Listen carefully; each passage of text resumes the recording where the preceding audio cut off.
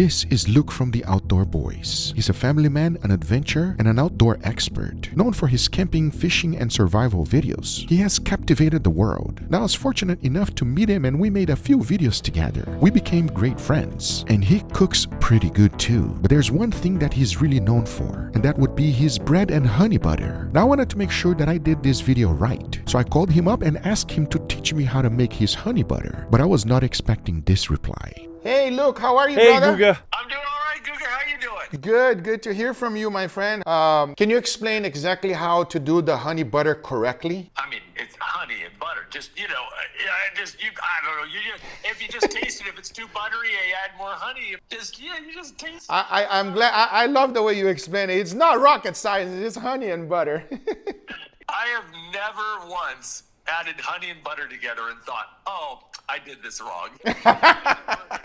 Well, there you have it. Let me show you how I ran one of the most craziest and successful experiments of my life. Because everything started off with this. Good quality honey. Believe me, it makes a difference. Some honeys gets mixed with corn syrup. In order for this to work properly, look behind the labels of the bottle you're buying and make sure it's pure honey. This one is. Next, we're gonna need butter. The same story goes with this one. Find good quality butter. Usually Europeans are best, and it's because of one reason. They have less water on them, making them fattier, tastier, and trust me when I tell you, it makes a huge difference. Now, in order to make this work, we're gonna need a lot of butter. So I started by melting it down. It takes no time at all, but I don't want it to boil. And worse, I don't want the fat and the liquids to separate. As you can see, this is what I'm looking for. Once this has been achieved, in goes the honey, a generous amount. We want to make it slightly sweet, but the main star should still be butter. I would say 1 part honey to 2 parts butter. That should be the goal. And if you've never made this in your life, let me explain something to you. It smells heavenly. It's one of those things that could be quite addicting, especially if you do this. Now I'll be real with you. Luke normally does it this way. He gets some melted butter and mix the honey right inside of a jar. And you are left with honey butter. Same exact process, just a little bit more runny. Now this one will not work for what I'm about to do. As you can clearly see, it just runs off. So a little bit thicker is the key. Now here's another thing Luke is known for. His bread. Specifically, bread with honey butter. He has changed the world on how to make bread, because usually you gotta be extremely precise. Not the way he does it though. And the end result is surprisingly delicious. And if you've never had this, you should. Look how simple it is. Grab yourself a Ziploc bag. Throw in some flour. It does not matter the amount. Then add some yeast. Again, eyeball everything, followed by a little bit of honey. Then go in with some water. Again, no need to measure, because now you close up the Ziploc bag and mix the whole thing until it feels nicely in your hand. Not too runny, not too hard. Believe me, you can't make this wrong. Once that's done, let the whole thing sit in your countertop for an hour, because after about an hour, check it out. It has fermented, which is what you want. Now you can remove the gases and put it back in your refrigerator and use it the next day, or even now if you wanted to. If you take a closer look, you can clearly see that it's basically bread dough. Now Luke cooks this many different ways. One of them is straight up on a pan with a little bit of oil. You want to cook this like a pancake. Don't do it over high heat, as we want the whole thing to bake. After a few minutes, flip and check it out. You got homemade bread, which doesn't look traditional, but if you add some honey butter to it, believe me friends, it is incredible. Now just in case you're skeptical, you just wait to see the reaction on when we take a bite of this, because the key element here is the combination of both honey butter and bread, and I have a feeling that this is gonna work just as good for some steaks. Talking about that, I went ahead and grabbed a prime rib roast straight from Idaho from Riverbend Ranch, and it was initially aged for 21 days. But we're gonna take that even further. To keep things consistent, I went ahead and split it in 3 pieces, because we're gonna be doing something a little bit different. One of them I'm not going crazy. It will be our control. So after putting it on a cooling rack, inside of my dry ager it goes. Because this very next one, we're adding in the honey butter. Now you really understand why it needs to be a little bit more solid. That way it will stick to the meat. And since the beef is really cold, it almost instantly solidifies, which is what you want. And friends, believe me when I tell you, the smell coming out of this thing is marvelous. Usually this is a great sign of an experiment that is about to work. Hopefully, Luke will not let me down, because we all know beef is expensive nowadays, and the last thing I want is to ruin this one. Once I was completely done, I went ahead and added some more honey on top.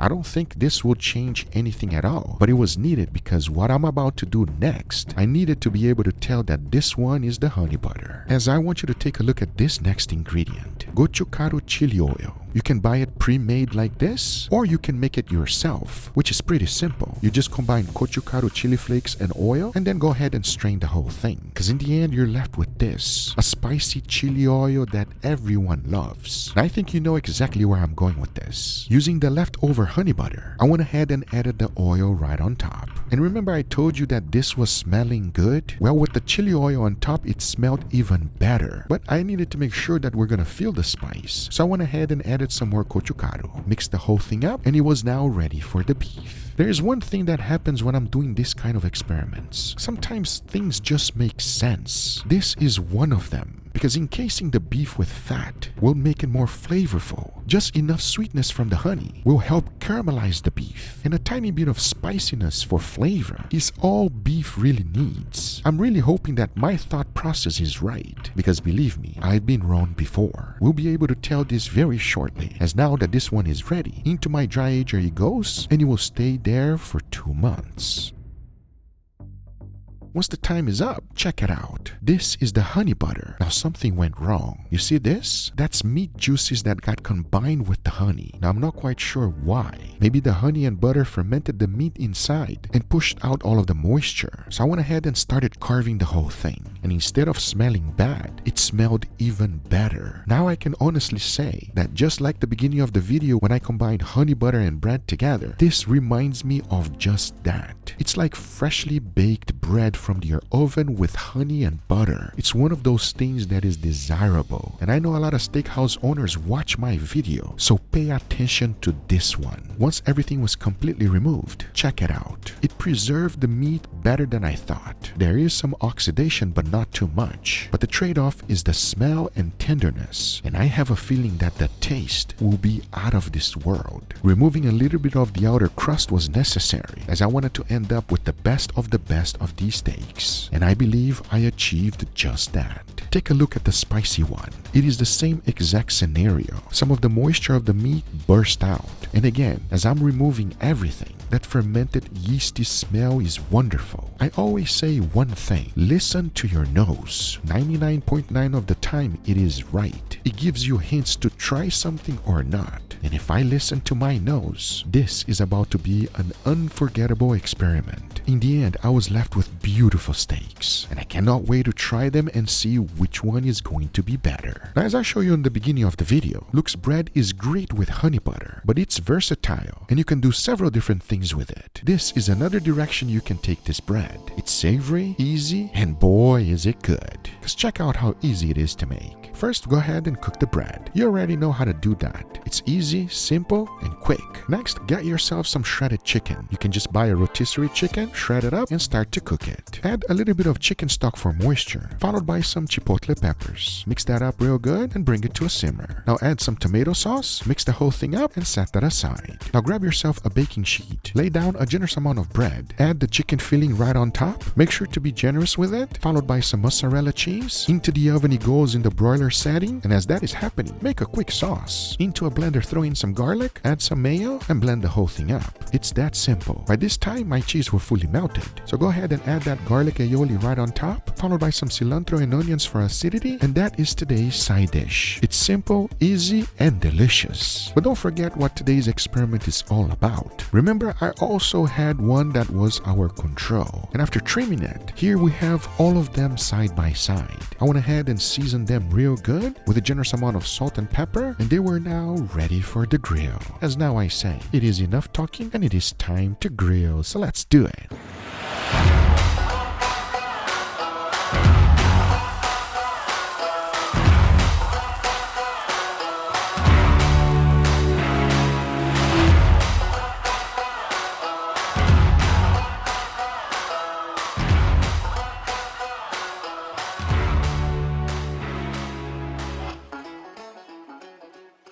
Before moving forward, I want to thank today's sponsor, Mint Mobile. Let me tell you how I saved a bunch of money without even leaving my kitchen. You know how buying meat in bulk saves you money? Well, Mint Mobile did the same thing, but for your phone bill. They reimagined the whole wireless experience and made it easy and online. No stores, no pushy salespeople. Just hop on their website, pick your plan, and you're done. All Mint Mobile plans include unlimited talk and text on the nation's largest 5G network, which covers 98% of Americans. You also get free calling to Mexico, Canada, and the UK. And if you go with the unlimited plan, you get 10 gigabytes of hotspot data included, and you actually get to choose your data amount. Go with 5 gigabytes, 15 gigabytes, 20 gigabytes, or unlimited. So you only pay for what you need. They even let you bring your own unlocked phone or grab one of their new ones. Either way, you can keep your number and your contacts. Switching couldn't be easier. You can sign up and activate in minutes with eSIM right from your couch. And 96% of users say they're highly satisfied with Mint's customer care. Plus, there's a 7-day money-back guarantee. So if you're not happy, no worries. Mint Mobile Premium Wireless without the premium price tag. Check them out using the link below and get their best offer of the year. Thanks Mint Mobile for sponsoring this video. Now let's get right back to it. All right, everybody, and here we got our beautiful feast today. Gentlemen, what do you guys think, huh?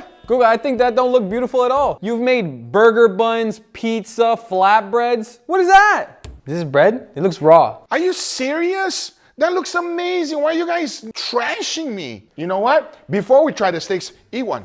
Eat one. Okay. Okay, you, go ahead, grab it. Before we start the steak, we're gonna have to start with this because these people are talking a lot about me. Is this sweet or is this a pancake? Just eat it. Okay. Cheers. Cheers. Wow. Say something. It's ugly, but delicious. I'll be honest, it's a little ugly. Yeah. It's not the prettiest dish we've ever had on the set, but guys, it does taste good. It's super fluffy, which I like a lot. That golden brown outside, we can really feel that flavor coming through. It's amazing. The hint of sweetness really comes through, and I like this. It's ugly, but good. Bro, it's not ugly. What do you think, Fefe? It's ugly? It's pretty now. It's what's on the inside that matters. You like? I like it. I like. Okay, very good, fair enough. So it's not about this actually. This is the actual side dish, but we got a little experiment going on. I want your true, honest opinion. Let me know how these steaks taste because I am extremely excited. Unlike that first dish, these steaks look great, so I'm really excited to try them. All right, dig in, please. Thank you. Cheers. Cheers. Oh. Say something. Say that my steak is ugly. Say it. Oh, you cannot say it. My steak was never ugly. Okay. Bro, I don't know if I'm really hungry or that steak was that good, but that's one of the best controls I've ever had in my life. That's crazy. This is dry aged, right? Yes. Yeah, you can feel it. Good. Anything weird? No, I don't even want to describe it. I just want to keep eating it. This is good. You like? I like. You approve? I approve. This is the base. It's a nice steak. It's the control. Not much to say. Let's dig into the second one. Okay. All right, please, let's go. First, give me a sniff. It just smells like a good steak. I don't smell anything too weird or crazy or different. It smells good. Cheers. Cheers. Oh.